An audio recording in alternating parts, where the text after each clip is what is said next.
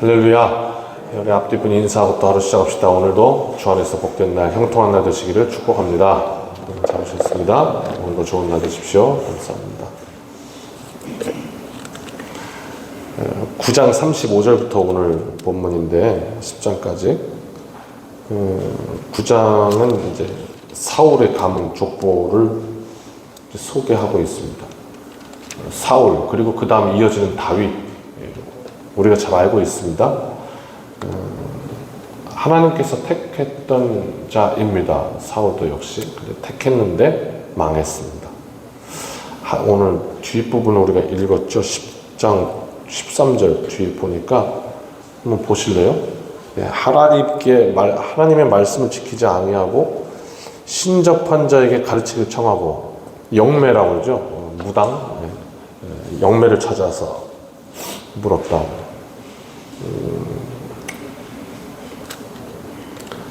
하나님께 물어야 하는데 여기까지 갔죠. 하나님께서 기름 부어 세웠는데 결국 이렇게 되었다 기록하고 있어요. 참 인생이 연약합니다. 뭐 목사가 무당을 찾아갔다 이거랑 비슷한 얘기거든요. 지금 그렇게 참 형편없다 이렇게 얘기하고 있습니다. 오늘 역대기는 이제 그 사건들, 그 시간적인 순서는 이제 사무엘기랑 이제 같이 이렇게 가거든요. 같이 가는데 관점이 달라요. 보는 측면이 다르다고요. 그 역대기의 측면이 어떤가, 이제 우리한테 무엇을 이야기해주고 있는가, 같은 역사인데 그것을 이제 관점에 따라서 다른 해석을 보여준단 말이죠. 이스라엘 역사를 통해서 교훈을 얻고 하나님 앞에 겸비하여야 한다, 인생이.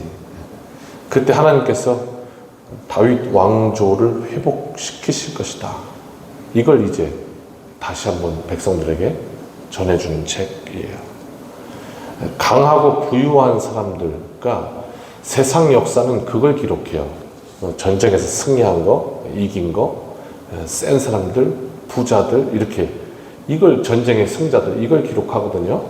그런데 성경은 그것이 아니라 하나님을 바르게 섬긴 자들이 이 세상 역사의 계보를 이어가는 것이다 라는 것을 이제 밝히는 게 이제 역대기거든요. 그래서 족보를 지금 쭉 나열했잖아요. 그리고 이제 10장부터 그 흥망성쇠를 기록하는 거예요. 누구는 망했고, 누구는 잘 됐고, 누구는 망했고, 누구는 잘 됐고. 그러면서 하나님 앞에서 어떻게 살아야 되는지를 비교해 주어서 이거 가지고 어떻게 읽는 이들, 이 바벨론에서 이제 돌아온 이들이, 백성들이 우리 지금 망해서 바벨론 다 끌려갔다 왔는데 앞으로 어떻게 살 거냐, 역사 또 되풀이할 거냐, 또 반복할 거냐, 이런 이야기예요. 우리도 참 얻어야 될 교훈이 많아요. 네.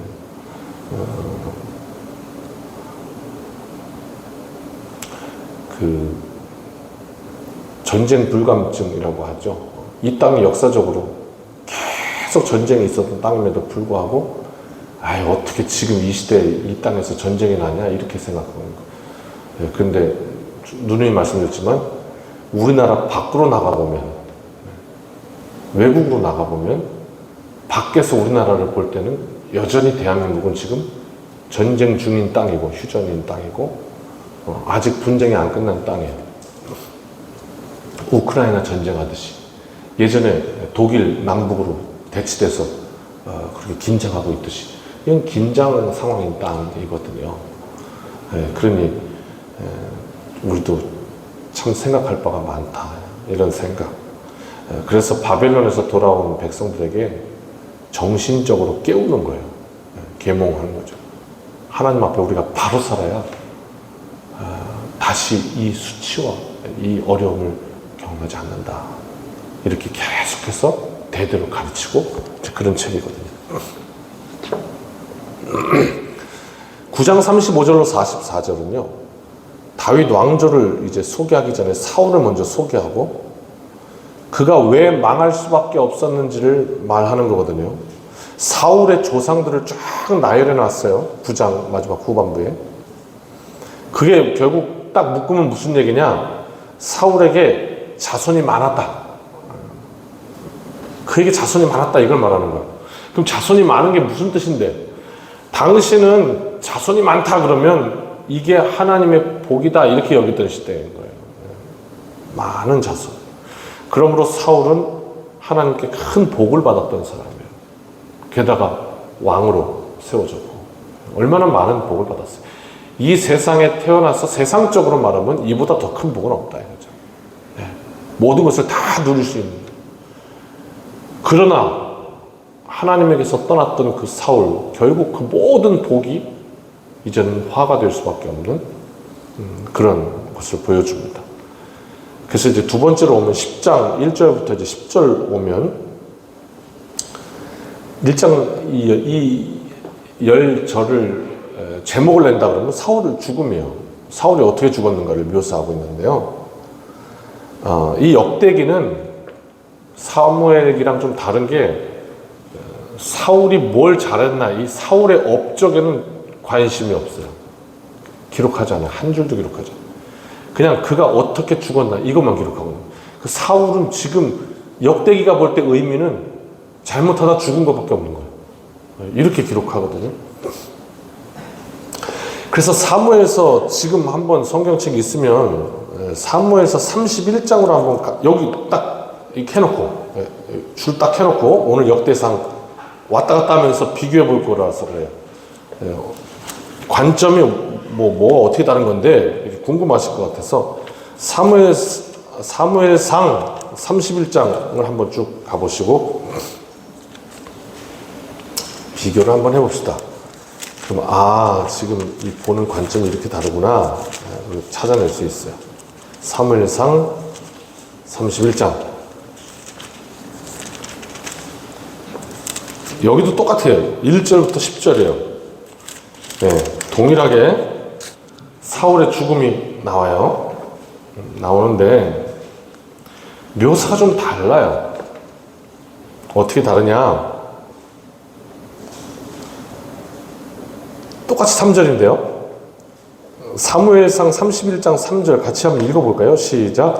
사울이 패전함에 활 쏘는 자가 따라잡으니 사울이 그 활 쏘는 자에게 중상을 입은지라 이렇게 말하거든요.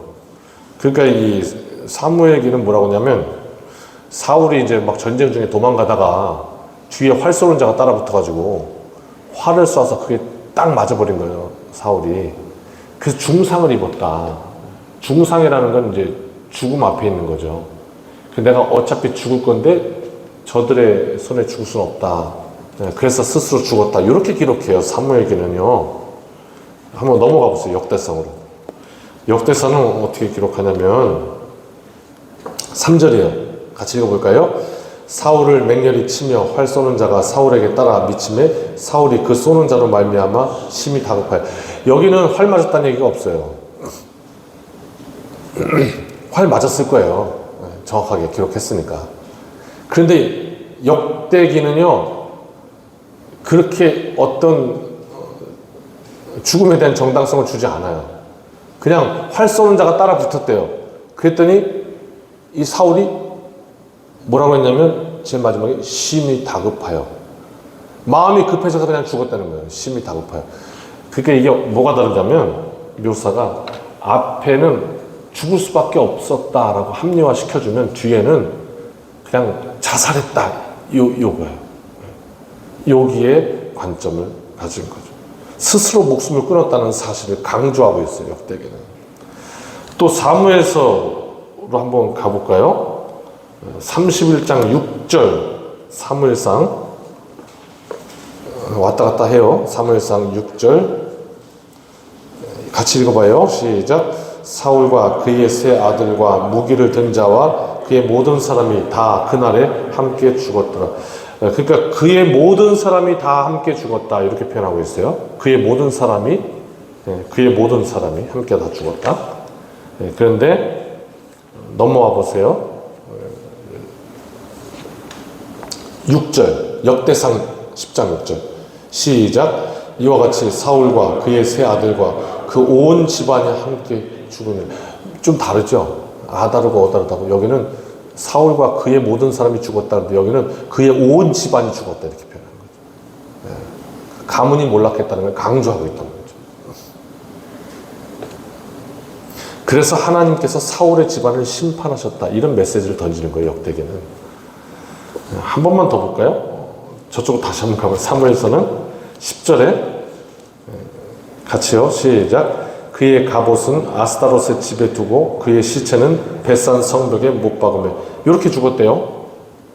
그런데 역대기는 10절 똑같이 시작. 사울의 갑옷을 그들의 신전에 두고 그의 머리를 다곤의 신전에 단지라 이렇게 죽었대요. 달라요. 그냥 벽에다 갖다 박았다 이렇게 표현했는데 역대기는 뭐라고 하냐면 아주 구체적으로 그래놓고 그의 머리 잘라서 그 이방신 전에다가 머리를 대롱대롱 달아놨다는 거예요. 조롱했다는 거예요. 능력을 보일 때 아주 비참했다 이렇게 기록하고 있는 거예요. 역대기가 사울에 대해서 이렇게 굉장히 뭐라 그러죠? 좀 안 좋은 시각이죠. 부정적 시각으로 그것을 기록한 이유는 다른 거 아니에요. 뭐 이 기자가 조선일보냐 한겨레냐 이게 아니에요. 그게 아니고 왕으로 세움받았을지라도 하나님의 말씀을 지키지 않으면 심판당한다. 이 교훈을 아주 뼈저리게 강조하고 있는 거예요. 백성들을 깨우기 위해서. 하나님의 백성이라고 자만해도 안 되고 말씀에서 벗어난 인생의 종착역 비참할 수밖에 없다. 목사님 뭐 말씀에서 교회 안 나올까 봐 협박하는 겁니까? 아니야, 그게 아니야. 진짜 그래. 인생이 잘 살다가 말씀에서 벗어나면 그 길로 참 그렇습니다. 그것을 경고하고 있는 것이 역대기가. 그래서 10장 그 뒤로 11절부터 1절부터 14절까지는 이제 뭐 길르앗 야베스 이야기가 또 나오죠. 그것을 이제 그래도 이 야베스 사람들이 가서 그 시신 걷어다가 장례를 잘 치러줬다. 그것은 사울의 집안에 호의를 베푸신 것이라고 또 볼 수 있습니다. 그래서 무슨 얘기를 하냐? 사울이 죽었던 이유를 분명히 기억해라. 그래야 우리에게 교훈이 된다. 역대기는 사울이 심판을 받고 왕위가 다윗에게 넘어간 이유를 밝힙니다. 그게 이제 13절, 14절이에요. 읽었죠, 우리가? 하나님 말씀 안 지키고 무당 찾아갔기 때문이다.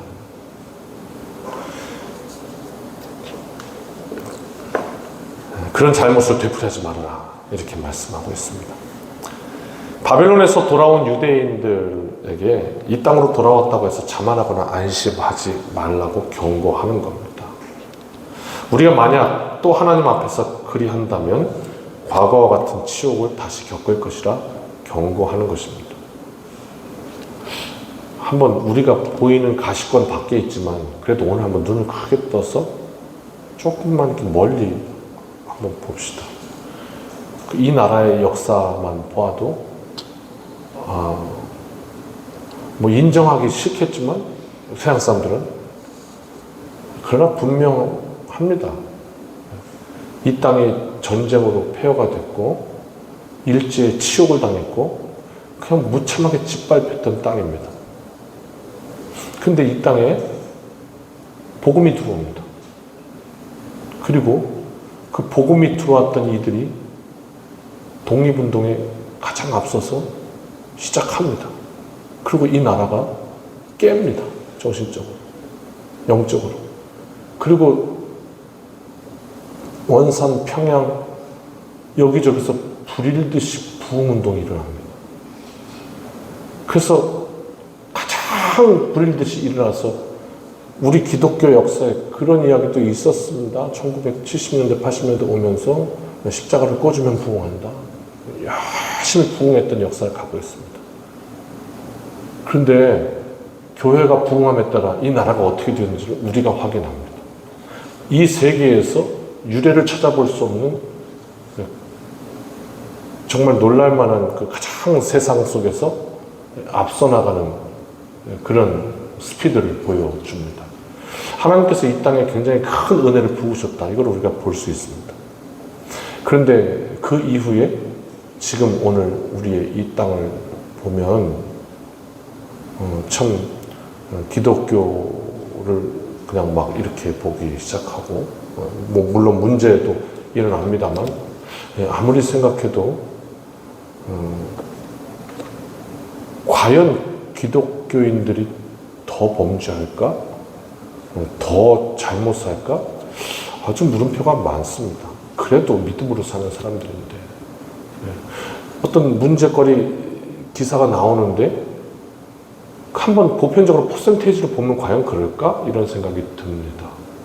뭐 누가 이렇게 문제가 생겼다, 교회 다니는 사람이. 그럼 퍼센테이지를 보면 그러겠는가?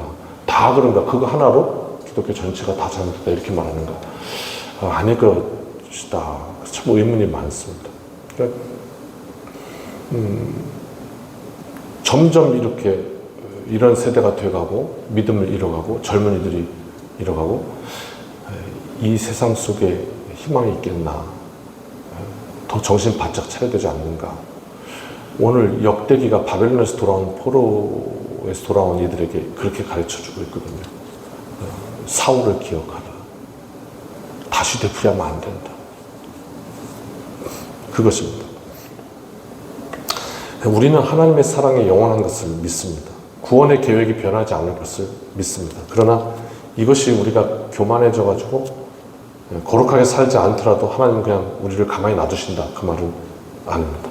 하나님은 우리를 거룩하게 하시기 위해서 매를 드시는 분입니다. 그 매가 상상 이상으로 두려운 것임을 기억해야 합니다. 하나님의 선택으로 왕이 되었던 사울, 그러나 안타까운 결말이 우리 앞에 있습니다. 분당 우리 교회 거의 이찬수 목사님이 썼던 책이 하나 있는데 그 책에 이런 글이 살짝 소개되어 있는데 그 먼저 그 사랑의 교회에서 부목사로 있을 때 그 오카는 목사님이 돌아가신 그 오카는 목사님이 이 목사 설교 준비 안 됐으면 강단에 올라가지 마라 이렇게 말씀하셨다. 이제 그 이야기를 가슴에 품었다라고 쓰면서 그런데도 이게 하던 가락이 있어서 그냥 올라가면 또 하더라. 근데 그게 자기에게는 큰 재앙이었다. 이렇게 고백하면서 그 다음에 어떻게 기도하냐. 하나님 혹여라도 제가 준비 안 돼서 올라가면 쫄딱 망해서 큰 어려움을 겪게 해주십시오. 이 하나님의 심판에 관해서 이렇게 묵상한 거예요. 하나님께서 정말로 큰 아픔을 주셔서 그래도 깨닫고 하나님께로 돌아왔으면 그게 얼마나 큰 복인가 라고 묻고 있는 거예요. 그게 아니라 하나님께서 그냥 버려두셔서 계속해서 사망의 길로 가고 있으면 그게 어찌 복이겠는가 이렇게 말하는 것이죠.